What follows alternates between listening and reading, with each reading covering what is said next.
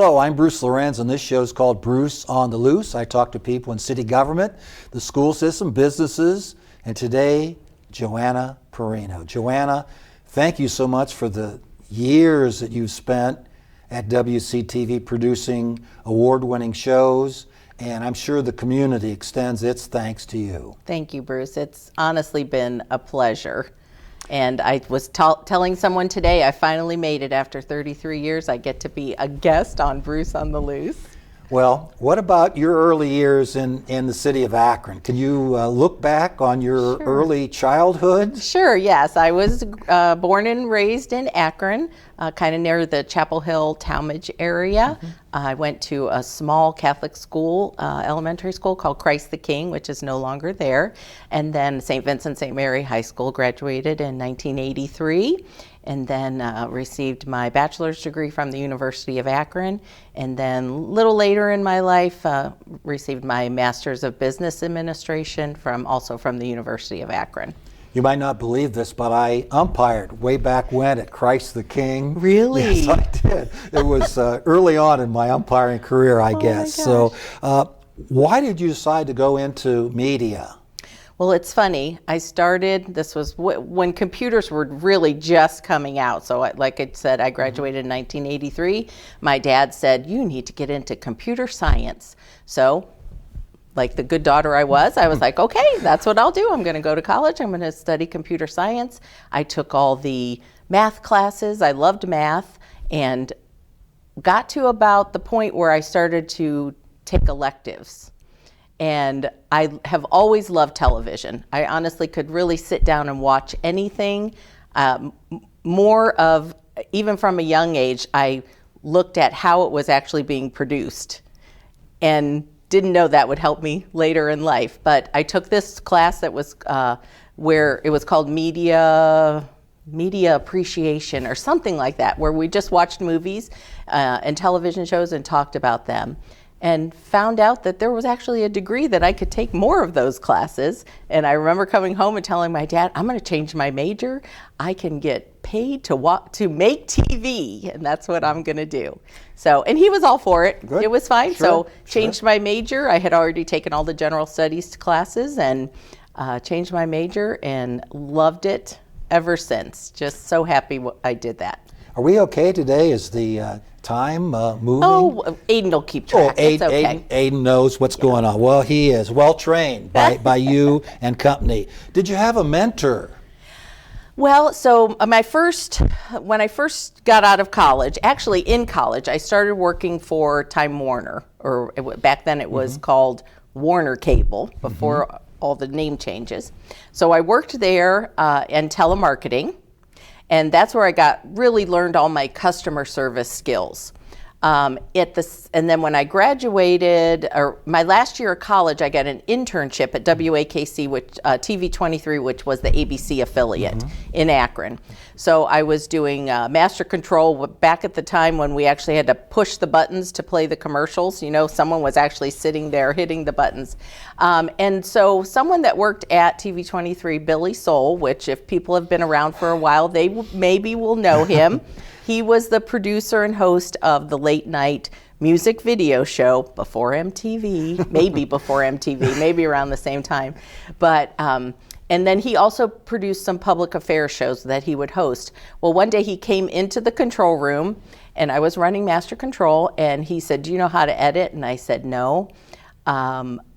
He said, don't ever say you don't know how to do something. He said, say you can do it and then learn. So he took me, he said, my editor for my music video show just quit. I need someone to edit it and you're going to do it. And so he took me, he taught me how to edit, and that was really the beginning of my love for editing. That's really one of my favorite things to do. So sometimes you kind of roll into something that you might not know, and if someone has patience, then you can really learn a great deal. Yes, and I learned that, and I've never said I can't do something since, and that has really served me well. Tell us about your interview then, moving a couple years forward, your interview in Wadsworth. What did that consist of? So it was actually, I was 20-something, Right. 25 years old. It was a panel of 6 or 8 people that included, sitting down at the end of this conference table, and Bill Lyron, Sr. was there, Homer Baldwin, I believe maybe Lucy Sondels, Michelle Boyd. They were all on the Cable Commission, Right. which we still have now, Right. but they were all on the panel to interview me. And John Madding, who was the manager of WCTV at the time. He had just become the manager. Must have been a little intimidating. It was. And really, it was my first interview, because Time Warner was really a simple interview. They were just dying to get people to call, to do telemarketing and call people and say, hey, Warner Cable's in your area. So this was really my first serious interview. Did you ever think that you would be in one position for over 30 years? No. And when I took this job, I remember driving to Wadsworth, and before all the development, there were horses on the corner of Hartman Road, and I thought, oh, good God, there cannot be a television studio out here. But sure enough, there was. I thought, oh, I'm going to get some good experience. I'll stay here a couple years, and then I'll move on to something bigger. Well, little did I know that I would just fall in love with this community and everything that WCTV does and stands for. And I am so happy. I mean, really, I've been blessed. Not many people can say they have stayed one place for 33 years and still love it. Kind of a stepping stone, you thought. Maybe you could go to bigger and better things, maybe Yes. to Cleveland or maybe out of state. Yes, absolutely. Absolutely. But coming here gave me so much experience, because a lot of the students that went to the bigger stations, like to do their internships, they didn't get to really do anything. They didn't get to actually edit and shoot videos and interview people and do graphics and all that stuff that I really learned at TV23, because it was a small station, and a lot like us, like they depended on interns and not volunteers, but they let people do and learn. Baptism under fire. Yes, absolutely. And when I came here, it was the same thing. It was just John Madding and Brian Dodge and Matt Neal. They were the part-timers, and then I came. And so, yes, we all did everything, and I learned so much. And coming from a news background, so when I started editing, then I was editing the news, you're editing sad stories. And, there were times that I had to edit out graphic video from things that had happened. And when I came here, and everything is just warm and fuzzy, and it was just a pleasant surprise. So I really enjoyed it, and I'm so glad I stayed. Can you tell our viewing audience who were some of the early producers that you worked with and helped? So you asked me that, you sent me the questions beforehand, so I actually pulled our 1992 Wow. annual report. So that was the first year that Doesn't have mothballs in it, or? It's a little yellow. Right. So that was the first year that I was here. So some of the first, obviously Homer Baldwin was the first producer that we had. He was like the pioneer. He was, and he was instrumental working with Bill Lyron to get this the WCTV facility actually in place. Homer Baldwin, Bill Fellows, Tom Hudson, who owned the Holmesbrook Lumber Yard, Bruce Lorenz. Yes, you go way, way back. Joe Gaines, who was a longtime producer for us. Sue Cox, who was the Human Resources Director for the city for a long time. John and Jeff Palmer. Mayor Hanna. Don Warner, who former safety director. So, yes, it goes way, way back. And some of those producers are still involved to this day, including you. What were some of those early shows like? And I remember the cue cards with the times on it, so half minute. We used to have, now we have all automated cameras we just control with a joystick, one person in the control room. Back then we actually had a camera person on each one running the cameras. And we had a floor director that would give you the time cues. Now we have a clock that's running. So it was a lot different, but also a lot the same as we do now. We're just more automated, and one person can do the job of what we used to have 5 people do. But still the same community-minded programs that we have now, just continuing to show how Wadsworth is just a community unmatched, which is where our slogan came from. You touched on some of the people, some of the workers here. What about John Manning? You had a very good working relationship with John. Oh, absolutely. Yes, John was the manager before, and he retired in 2020 in the midst of COVID.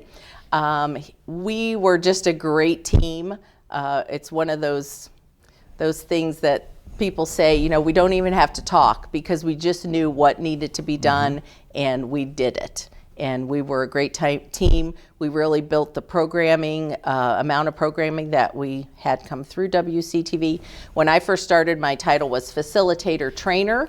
So my goal was to reach out, do outreach in the community, and bring as many people and organizations and nonprofits into the studio to utilize our facility and create programming. Back then, we didn't have cell phones in our hands that are production studios in themselves, right, like they are now. So people really needed our resources to create programming, especially nonprofits, to get their word out. You know, they needed help with promoting it. So that was what I did. So when I first got here, they did maybe 150 shows a year. And we have reached nearly 2,000 a year. Before COVID. So we're still at about 1,800 shows a year that either are produced here, or we have made the resources available to people to produce them, like cameras and microphones, lights, training to do those programs, and then they provide us with the file. So including about 12 churches in town that record their services and send us the file, which is really valuable for people that can't make it to the services. Maybe people just watching, we're always looking for new people. And will that end when you leave and you go out the door for the last time? I don't think so. Okay. I hope not. I think we're always looking for new video content and new things for our channel, and always want to be a resource. WCTV, we want to think of it as a place to create. So whether you just need training or cameras, or just someone to, like, you come in and we just brainstorm ideas for new shows, right? That is correct. What about, you mentioned Homer Baldwin, kind of the cornerstone as a citizen promoting. What about a city representative, Bill Lyron? What did he mean to WCTV? So Bill Lyron was the service director when Right. I was hired. He and Homer Baldwin, I believe it was as part of the re-franchise agreement between the city and Time Warner at the time. There was no CityLink, and Wadsworth didn't have their own cable system Right. at the time. As part of that, since they didn't really do much with the studio, that Time Warner operated this studio beforehand. It started in 1983. So they didn't really do much of any programming, local programming. So as part of the re-franchise agreement, Bill Lyron negotiated that the city would take over the studio, and then they would staff it, equipment, and start doing local programming. So that was a huge thing, and I will be forever grateful to Bill Lyron for saying yes to and hiring me. And I will always remember when he told me how much my pay was going to be, $19,500, and I was like, wow. Yeah, that's about my first teaching certificate was $7,200. Wow. So yeah, just a couple years And before. at the time, I was working 3 jobs. I was working at Time Warner, I was working at Channel 23, and I was teaching aerobics in between those 2 jobs, and I wasn't making that much. So I said, wow, I'm going to work 1 job and make all that money. What about other cities? Can other cities match what cable WCTV. station, does? So we have always been a leader in the amount of programming, local programming that's been done. When we would go out to conferences for the Alliance for Community Media, which is a national organization of access centers like us, even cities like Columbus, Cincinnati did not have the community engagement that we had and the use of the local producers using our facility to create programming. We were always top in the numbers. Now, as things are changing, technology's changing, they have other outlets for like social media to release their video content. Maybe it's not as used as it used to be, but we were always, we were always number one or number two. Yes. That certainly has to make the city and the staff very happy that we are leaders in the area. And again, Wadsworth, the Blue Tip was last night, and people take a lot of pride in the band leading the way, and the sports teams, and the speech and debate, and we are Wadsworth people love Wadsworth. Absolutely. It's I hear people say all the time, it's like no other city that anyone has lived in, and most of the time when kids leave, they come back because it's just a feeling. People always ask me, what do you love about Wadsworth? I can't pinpoint it. It's just a feeling. What some of the major changes in your tenure have developed with WCTV? Well, when you asked that question as well, I pulled this. So this is where we started. Do you know what this is? A tape of some kind? It is a 3/4 inch tape. This is what we started recording on. And you can imagine the packs that we had to carry on our shoulders, that it was like a big VCR that this fit in to record with our camcorders. Oh my. So, and now, as everyone knows, we are on this little SD card, and even this we don't need. We can record just right to our computers. And so technology definitely has come a long way. Definitely seen a lot of changes, yes, and changes quickly. What are some of the items you have here on the table? We Can just you put out talk a few about things. theirs? Yeah. The hats on the left there. Right. That was our very first logo, and it has evolved. Maybe I can take a look at that. Yeah, Aiden might be able to get a shot. Yeah, there we go. So that's our logo now. The blue one was our first logo. Okay. Yeah, and then we have one of the first Clapper Awards in the front there, and our newest Clapper Award there on the right, and then just some mugs that we've given out. And of course, the number of people that have been producing shows, I'm sure, has skyrocketed. From, you said you could have a handful at the beginning, and now... Now, just with the annual report I did last year, so this is our 2024 annual report, we had 105 producers. Wow. So those are unique community creators that have come in and used our resources to produce programming that has aired on WCTV. So despite the cell phones and the production studios in their palms of their hands, people are still using us as an outlet to broadcast and get their word out and get their message out, because WCTV is public access, which was set up so that people have a way to exercise their First Amendment right, freedom of speech, and that's why we were designed. And so we welcome any programming that local producers want to send us to broadcast. Was last night your last Blue Tip parade coordinating? It was my last as an employee. Okay. I hope it wasn't my last. Right. But yes, I love doing the Blue Tip Parade. I've announced it for many years. I did it with Roger Wright last night, and he's been announcing with me ever since Joe Gaines passed. Joe Gaines had done it for many, many years, along with so many others, Nancy Likens, Joanne Kane, who was the director of the Senior Center. Oh, Dr. Bernard has done it. John Bernard has done it. Just a plethora of people that have hosted that Blue Tip Parade, and it's always and we did it live last night. For the first time, we did it live on our YouTube channel, Watch WCTV. So people were watching from all over the world. We had some comments from people that were in California. They Wow. couldn't be here for the blue tip, and they had commented that they were so happy that they were able to watch it. That has to make you feel So- really good that you have, not only people locally, but in other states. California, Yes. pretty far away. So happy, yes. Actually, Aiden told me that this morning, and I was like, that's exactly what we want. We want to be worldwide. And, we have done the Polka Time Again show for the last 31 years, and we have viewers all over the world with that. Fans all over call and make requests and comment even from Europe, places in Europe. And so, yeah, WCTV is worldwide.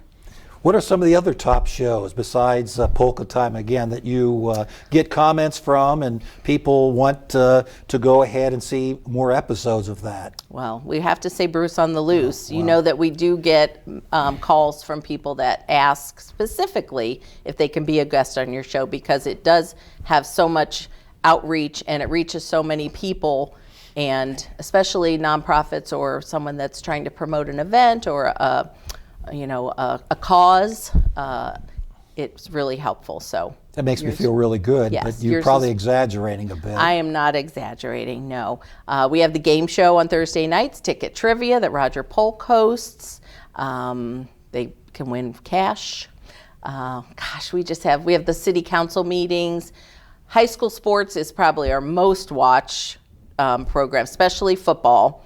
And we do an amazing job. John Bernard, Aiden Uzinski, Abe Haprian, those are our crew for football. And I've been known to be on top of the press box That's the last true. couple seasons, That's running true. camera as well, which is super fun. But they just do an amazing job with sports. I would put it up against any production, and the community is so appreciative of that. We've been doing the sports live for the last couple years and on our YouTube channel. So I would say that's probably definitely one of our most watched. We've had 5,000 people watching a football game. And we do basketball as well. Basketball, wrestling, and then we recruit parents to do the other sports. Yeah, tell us about that. Volleyball, lacrosse, soccer. So we recruit parents that maybe have a kid playing, and then we teach them how to use our equipment. They take it for the season. They bring us back the files. We air them. So very efficient way to cover all the sports. I think a couple years ago at the Clapper Awards, soccer had so many, they won an award for, I think, The most views. Most views. Yes, they did. They've won, I think, for 2 years in a row. Mm-hmm. So that has to make the parents feel that they can pass it on to someone else, Yes. maybe a younger student, and they can continue. And we've become known that the other schools know that we cover all the sports. So even their fans are watching our broadcasts. No question about it. Especially on those rainy football nights, that people didn't come to the game, they were able to watch it live. What are some of the things you're most proud of about your tenure with WCTV? Oh, I would say the popularity of the Clapper Awards. I love when someone comes in to do a show and asks me if it's Clapper worthy. That makes my heart feel good. Our partnerships with the schools, which is really amazing. We have such a great partnership, and we've covered over 200 sporting events or school events almost every year. So good partnership with them, the Chamber of Commerce, Main Street Wadsworth. Just really, I've tried to be involved in all of these organizations just to have WCTV have a face in all these organizations, so that we have our ear to the ground on things that are happening in the community. The WCTV Foundation. Tell us a little bit about that. We started in 2021. So it is designed to provide supplemental support to WCTV. And most people know we are a city department.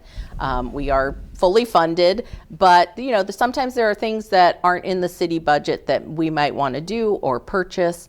And so that's where that foundation would come in to play.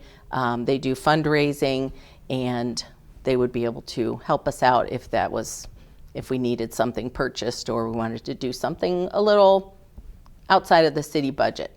And you have drawings, if once you get a certain level, you have drawings where people can win. Yes, we've had several producers. Are you talking about the 1,000 shows or the No, raffle? the Raffle, raffle, I'm sorry. yes. Yes. So we have our 40 times $500 raffle, which we started 3 years ago, and every time we sell 100 tickets at $10 each, we pull a $500 winner. And Roger Polk has been relentless about selling those tickets. We've sold over 2,000.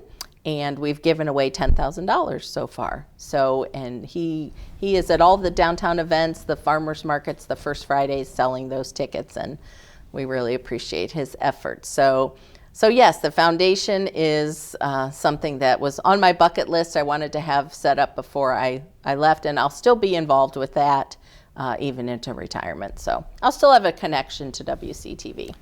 What would you like to tell the community about your years at WCTV? Oh, I just feel so blessed, really. I hear people talk about not loving their jobs or not wanting to go to work in the morning, and I can honestly say I've never woken up and said, I don't want to go to this place, because I love this place. It has given me more joy. The people that I've met are friends. Some I consider family, like you. You are very important to me. Cesar Carino was one of my favorite producers, and he produced over 400 historical shows. Just so many people that I've met. I said I wish I had written just one line or a couple lines about every person that has come through these doors, because I want to remember every one of them, and I have such great memories. I will miss it, but like I said, I will not be far away. I will still be very involved, and I will still be the biggest cheerleader for WCTV and everything that we do here, and I hope it continues to grow. I know it will probably evolve. It has to evolve into something else as technology changes and needs of the community change. But I think that it'll always be an important asset, and one of the things that makes Wadsworth a community unmatched. It's different. Not every city has this. I think in Wadsworth, people maybe take it for granted and think that every city has something like this that covers all the city meetings and high school sports and lets you come in and create your own shows, but it's a rarity. And so I hope it just continues to grow and the community continues to support it. Johanna Perrino, you've been a joy to work with. Thank and you. To the face of WCTV for over 3 decades, and we will really miss you. But your work continues, and you've made a good foundation for what we have to look forward to. And thank you very much for your tenure and your leadership. Thank you, Bruce. It's been a joy. Thanks for viewing Bruce on the Loose, and we will be back next week with another important show. Thank you for so much for watching.